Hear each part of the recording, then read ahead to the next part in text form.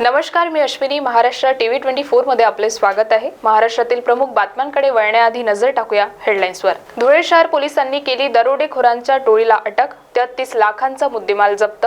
रविकांत तुपकर येत्या काही दिवसात करणार आंदोलनाची घोषणा. आणि संजय राऊतांना अजून तरी पंतप्रधान कार्यालयाचा सल्लागार केलेला नाही. प्रवीण दरेकरांचा राऊतांना टोला. आता बातम्या सविस्तर. सांगली जिल्ह्यात सराफ दुकानावर दरोडा टाकून पुन्हा शिरपूरकडे दरोड्याच्या तयारीने आलेल्या दरोडेखोरांच्या टोळीला शिरपूर शहर पोलिसांनी शिताफीने अटक केली. 18 जानेवारीला रात्री 11ला मुंबई आग्रा राष्ट्रीय महामार्गावर टोल नाक्यावर हॉटेल मिनी नेस्ट जवळ ही कारवाई करण्यात आली. 5ही दरोडेखोर राजस्थान राज्यातील रहिवासी आहेत. त्यांच्याकडून गावठी कट्टा, दरोड्यासाठी वापरले जाणारे साहित्य, सांगली येथील दरोड्यातला मुद्देमाल आणि ट्रक असा एकूण 33 लाख रुपये किमतीचा मुद्देमाल जप्त करण्यात आला आहे. या कामगिरीबद्दल वरिष्ठ पोलीस अधिकाऱ्यांनी PIAS आगरकर व त्यांच्या सहकाऱ्यांचे कौतुक केले आहे. आमचे शिरपूर शहरचे प्रभारी अधिकारी आगरकर साहेब यांना एक गोपनीय माहिती मिळाली की सांगली इथे घरफोडी करून मध्य प्रदेशची एक कुख्यात गँग ही शिरपूर इथं आली आहे आणि शिरपूरमध्ये पण रात्री त्यांचा काहीतरी घरफोडी करण्याचा प्लॅन आहे.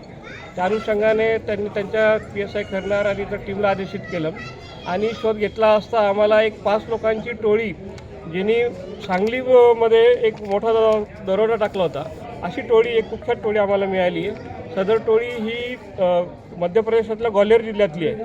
त्याच्यामध्ये मोहित परिहार, राज परिहार, जितू कुशवा, अमित परिहार, राजू प्रेमसिंग परिहार हे 5 आरोपी मिळालेले आहेत. त्याचबरोबर त्यांच्याकडे सांगलीमधला जो दरोडा आहे त्यातल्या जवळपास 2.5 किलोच्या चांदीच्या चीजवस्तू आम्हाला मिळाल्या आहेत. एक घातक हत्यार, पिस्टल, तामी, कटर अशा घरफोडीचे साहित्य देखील मिळाले आहे. आणि जर त्यांना वेळीचा आवर घातला नसता तर शिरपूर शहरामध्ये पण एखादी मोठी घरफोडी करायचा त्याचा प्लॅन होता. सदर कारवाईबद्दल मी PI आगरकर आणि शिरपूर शहरच्या संपूर्ण टीमचं मनापासून अभिनंदन करतो. आणि ह्या कारवाईच्या अनुषंगाने त्यांच्याकडे आम्ही अजून विचारपूस करत आहोत आणि त्यांच्याकडनं आम्हाला अगोदरचे गुन्हे उघडकीस येण्याची शक्यता आहे. आणि एक अतिशय चांगली कारवाई झाली, त्यामुळे मी सर्व टीमचं अभिनंदन करतो. शेतकरी नेते रविकांत तुपकर यांनी सोयाबीन कापसाच्या मुद्द्यावर रेल रोको आंदोलनाचा इशारा दिल्यानंतर जिल्ह्यात गेल्या 24 तासात प्रचंड गोंधळ निर्माण झाला होता. रविकांत तुपकर यांना बुलढाणा पोलिसांनी अटक केल्यानंतर आज न्यायालयासमोर हजर केल्यावर न्यायालयाने जामीन मंजूर करताच पोलीस प्रशासनावर आरोप करत शेतकरी व स्वाभिमानीच्या पदाधिकाऱ्यांची बुलढाणा येथील विश्राम भवन येथे बैठक घेऊन 2 दिवसांनी आंदोलनाची घोषणा करणार असल्याची प्रतिक्रिया शेतकरी नेते रविकांत तुपकर यांनी दिली आहे. मला अटक करून शेतकऱ्याचा आवाज सरकारला दाबता येणार नाही. पोलिसांच्या खांद्यावर बंदूक ठेवून सरकार आणि सत्ताधारी पुढारी शेतकऱ्यांचं आंदोलन चिरडण्याचा त्यांनी प्रयत्न केलेला आहे. मला जरी अटक केली तरी आमचे कार्यकर्ते मलकापूर रेल्वे स्टेशनवर जाऊन त्यांनी आंदोलन करण्याचा जोरदार प्रयत्न केला. त्यांनाही त्या ठिकाणी अटक झालेली आहे. अशा पद्धतीनं आंदोलन चिरडून शेतकऱ्याचा आवाज सरकारला दाबता येणार नाही. आणि मला ज्या पद्धतीने अटक केलं, पोलीस कोठडीमध्ये रात्री ठेवलं, मान्य न्यायालयाने मला जामीन दिलेला आहे. सत्य परेशान हो सकता है लेकिन पराजित नाही. या जर सत्ताधारी पुढाऱ्यांना असं वाटत असेल की मला अटक करून किंवा मला मेहकरच्या पोलीस स्टेशनला नेऊन जनतेला दाखवायचं की मी रविकांत तुपकरला आम्ही अटक करू शकतो, तर त्यांना मी सांगतो, मला असल्या अटके फिटकेने मला काही फरक पडत नाही. तुम्ही किती वेळा मला अटक करा, मी रक्ताच्या शेवटच्या थेंबापर्यंत शेतकऱ्यांसाठी लढत राहणार आहे. मी अटकेची, गुन्ह्याची मला सवय आहे. मी त्याची पर्वा करणारा कार्यकर्ता नाही. आता लगेच 2 दिवसामध्ये सगळ्या जिल्ह्यातल्या कार्यकर्त्यांची बैठक घेऊन, शेतकऱ्यांची बैठक घेऊन नव्या आंदोलनाची घोषणा आम्ही करणार आहोत. आपण पाहाल इथे आमचा झेंडा दिसत नाही, भाजपाचा झेंडा आजूबाजूला दिसत नाही. मंदिराचे ट्रस्टी आहेत, सर्वसामान्य माणसं आहेत. मोदी साहेबांनी स्वच्छतेचा जो मंदिर दिला आहे तो आम्ही राम मंदिराच्या निमित्ताने पूर्ण करतोय. स्वच्छता हे देवाचे दुसरे नाव आहे, तेच काम आम्ही करतोय. त्यांनी हिंदुत्व वेशीला टांगला आहे. हिंदुत्व सोडून ज्यांनी काँग्रेसची चाटुगिरी केली त्यांच्याकडून दुसऱ्या अपेक्षा नाही, असे प्रवीण दरेकर म्हणाले. त्यांना त्यांचं नेतृत्व घरात बसण्यात आनंद असतो. आता जर मोदी साहेब फिरत असतील, लोकांमध्ये जात असतील, तर त्याचं कौतुक व्हायला पाहिजे. परंतु घरकोंबडा ज्यांचं नेतृत्व आहे, 2.5 वर्ष घरात त्या ठिकाणी उभवलं, त्यांना तशाच प्रकारची मानसिकता होणार. ज्याचा नेता घरात बसून असतो त्या नेत्याच्या सहकार्याकडून दुसरी कुठली अपेक्षा होऊ शकत नाही. मोदी तर आमचे लोकाभिमुख नेते आहेत आणि त्याच्यामुळे ते फिरत राहणार आणि त्यांचा करिश्मा हा त्या ठिकाणी जर आमच्यासाठी फायद्यात होत असेल तर यांच्या पोटात दुखण्याचं काही कारण नाही. तर आपण बघाल या ठिकाणी कुठे आमचा झेंडा दिसतोय का सांगा? एकही भारतीय जनता पार्टीचा झेंडा इथे आजूबाजूला लावलाय का बघा? इथं मंदिराचे ट्रस्टी आहेत, सर्वसामान्य माणसं आहेत. मोदी साहेबांनी स्वच्छतेचा जो मंत्र दिलाय तो आम्ही राम मंदिराच्या निमित्तानं पूर्ण करतोय. म्हणजे मंदिर म्हणजे केवळ राम मंदिर उभं राहणं नाही, तर स्वच्छता हे सुद्धा देवाचं दुसरं नाव आहे आणि ते काम आम्ही या ठिकाणी स्वच्छतेच्या पूजेतनं त्या ठिकाणी करतोय. परंतु आता कुठलाही मुद्दा हाती नसल्यामुळे ज्यांनी हिंदुत्व त्या ठिकाणी वेशीला टांगलंय, ज्यांनी हिंदुत्व सोडून ज्यांनी सातत्याने काँग्रेसची चाटुगिरी केली, त्यांच्याकडून दुसऱ्या अपेक्षा आमच्या असू शकत नाहीत. त्याच्यामुळे ते बडबडत राहो, आम्ही त्या ठिकाणी काम करत राहणार, ही आमची भूमिका आहे. बातम्यांमध्ये वेळ झाली आहे छोट्याशा विश्रांतीची. बघत रहा महाराष्ट्र टीव्ही 24. बॉस ने मीटिंग बुलाई। बाहर बाहर उठो बैठो। तकलीफ उठने बैठने की नहीं, तकलीफ बवासीर की है। बवासीर फिशर भगंदर पाइलोनियल साइंस का आयुर्वेद तथा आधुनिक लेजर से उपचार। कॉल या विजिट करें www.pilesfistulacure.com। मोती ज्ञान को बढ़ाने वाला व धन प्रदान करने वाला रत्न है। व्यक्ति के व्यवहार को शांत करता है और निर्बलता को दूर कर चेहरे पर कांति लाता है। ये और ऐसे अन्य शुद्ध एवं सर्टिफाइड रत्नों के लिए आइए सिर्फ लोंधी ज्वेलर्स। 25 साल का शुद्धता का भरोसा। लोंधी ज्वेलर्स, सीताबड़ी और Gokulpeth Bazar road, Nagpur. Integrity super specialist hospital and research institute of Nagpur अब नागपुर में अत्याधुनिक सुविधाओं के साथ ICU, modular operation theatre, maternity surgery and laparoscopy surgery, orthopaedic and joint replacement, dialysis unit, pathology and pharmacy. Our address Vinoba Nagar, Kharbi ring road, Nagpur. Our contact 8668792352 9801980100। विश्रांतीनंतर वळूया समोरील बातम्यांकडे. आज बुलढाणा ट्रॅव्हल्स अपघातातील मृतकांचे पीडित कुटुंबीय देवेंद्र फडणवीस यांच्या देवगिरी बंगल्यासमोर राम नाम जप करणार आहे. फडणवीस यांनी प्रसार माध्यमांसमोर केलेल्या घोषणेची पूर्तता केली नसल्यामुळे कुटुंबीय आक्रमक झाले. देवेंद्र फडणवीस यांनी 25 लाखाची मदत देऊ व अपघाताच्या कारणाची चौकशी करू असे आश्वासन दिले होते. 6 महिन्याचा कालावधी होऊन देखील आश्वासनाची पूर्तता न झाल्याने कुटुंबियांचे गेल्या 44 दिवसापासून वर्ध्यात साखळी उपोषण सुरू होते. शेवटी न्याय न मिळाल्यामुळे कुटुंबीय आज देवेंद्र फडणवीस यांच्या घरासमोर राम नाम जप करत आंदोलन करणार आहे. 1 जुलै 2023 रोजी अपघात झाला तेव्हापासून आम्ही सतत प्रत्येक मंत्री, जिल्हाधिकारी, विरोधी पक्षनेता सगळ्यांना निवेदन देऊन चुकलंय. इव्हन राज्यपाल साहेबांना सुद्धा आम्ही 9 डिसेंबरला निवेदन दिलं, पण त्या विषयी कुणीच गंभीर आपली संवेदना दाखवत नाही आहे. जिल्हाधिकारी साहेब सुद्धा अजूनपर्यंत आम्हाला व्हिजिट नाही केली आहे. तर आता सगळे झाले म्हणून आता एक रामाचा सहारा म्हणून उपोषणाला 44 दिवस झाले आमच्या, अजूनपर्यंत कुणी दखल घेत नाही. म्हणून एक आता पूर्ण देशभरामध्ये रामनामाचा जप सुरू आहे. तर आम्हाला असं वाटते की कमीत कमी आमची राम तरी इच्छा पूर्ण करेल आणि आम्हाला न्याय देईल. म्हणून आम्ही आज नागपूरला संविधान चौकमध्ये फडणवीस साहेबांच्या जनसंपर्क कार्यालयासमोर जात आहे. कोणत्याही प्रकारचं आंदोलन करत नाही, आम्ही आमच्या भावना व्यक्त करण्यासाठी जात आहे. कारण की त्यांना दिसून नाही राहिलं अजूनपर्यंत की 44 दिवस झाले पीडित परिवार आहे आणि यामध्ये कोणती संघटना किंवा कोणती राष्ट्रीय पार्टी कोणी सहभागी नाही. आम्ही 20 कुटुंब आहे आणि 20 कुटुंब लढा देणार आहे आणि जर याच्यामध्ये आम्हाला यश मिळालं नाही तर समोर आम्ही काय करू. कारण का आमचा आता संयम ढासत चाललेला आहे आणि तसे आमच्या घरचे गेल्यामुळे आमच्या जगण्यामध्ये आता काहीच अर्थ राहिलेला नाही आहे. त्याच्यामुळे आता जे काही होईल ते रामच करेल. त्याच्यामुळे आम्ही रामाच्या भरोशावर आज इथे नागपूरला जाणार आहे. 15-23 रोजी जो अपघात झाला होता समृद्धी महामार्गावर, त्याच्यामध्ये 25 लोकांचा जो होरपळ मृत्यू झाला होता तो अख्ख्या महाराष्ट्राने बघितला. महाराष्ट्राने बघितल्याच्या नंतर सर्वांनी त्यावेळेस दुःख व्यक्त केले.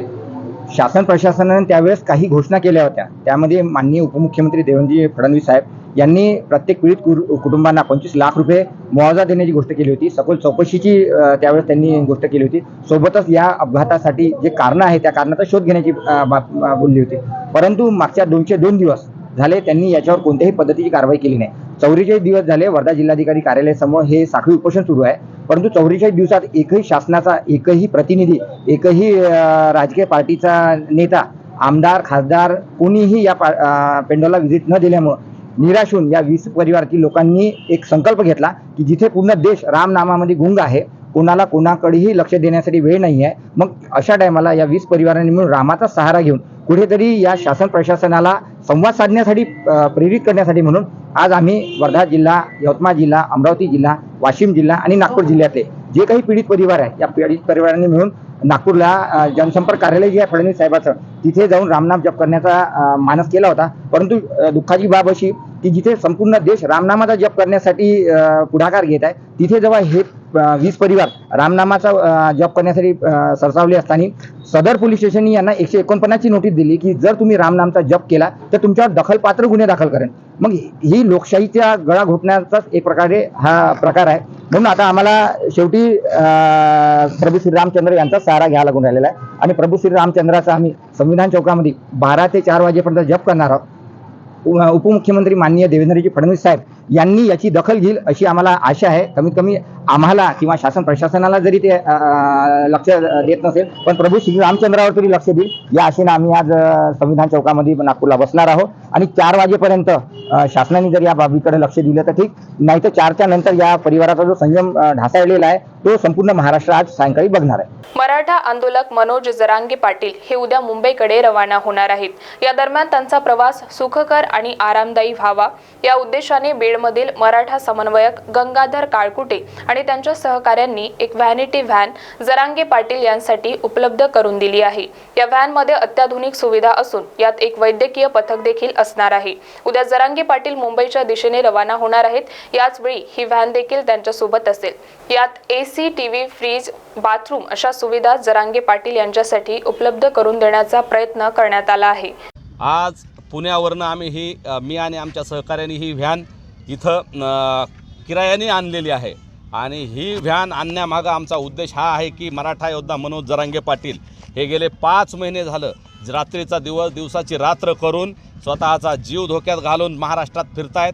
2 वेळेस उपोषण केलेलं आहे, त्यामुळेही त्यांची तब्येत सतत खालवत असते आणि मुंबई ते आंतरवली हा प्रवासही मोठा आहे. याच्यामध्ये मुक्काम आमचे खेडेगावातल्या वेगवेगळ्या पटांगणामध्ये, डोंगरामध्ये आहेत. तिथं आरोग्याच्या सुविधासाठी शौचालयाची सुविधा असेल, झोपण्याची सुविधा असेल आणि विशेष करून त्यांच्या सुरक्षेचा मुद्दा आहे. या सगळ्या गोष्टीचा विचार करून ही व्हॅन आम्ही त्यांना किरायाने आणून पाटलांसाठी आम्ही पूर्ण मुंबई दौऱ्यापर्यंत ही व्हॅन त्यांच्यासोबत राहणार आहे. त्यांना आम्ही वारंवार विनंती केली, ही व्हॅन ते अगोदर नको म्हणत होते, अजूनही ते नको म्हणतायत, तरीही आम्ही विनंती करून त्यांना सांगणार आहोत की पाटील तुमच्या आरोग्याच्या काळजीसाठी आणि तिथं मुंबईला जाऊन उपोषण करायचं आहे, रस्त्यामध्ये होणारी दगदग ह्या सगळ्या गोष्टीसाठी आपल्याला ही व्हॅन स्वीकारावी लागणार आहे. या व्हॅनमध्ये आपण प्रवास आंतरवली ते मुंबई करावा आणि रात्रीचं झोप असेल किंवा जेवण असेल, दुपारचा आराम असेल, ह्या सगळ्या गोष्टी या व्हॅनमध्ये पाटलांनी कराव्यात ही आमची अपेक्षा आहे. पाटील जोपर्यंत वापस आंतरवलीला येत नाही तोपर्यंत ही व्हॅन त्यांच्यासोबत असणार आहे आणि या व्हॅनमध्ये आरोग्याच्यासाठी एक आरोग्याचं पथक असणार आहे, डॉक्टरांचं एक मीडियासाठी सुद्धा चार्जिंगची व्यवस्था यामध्ये असणार आहे.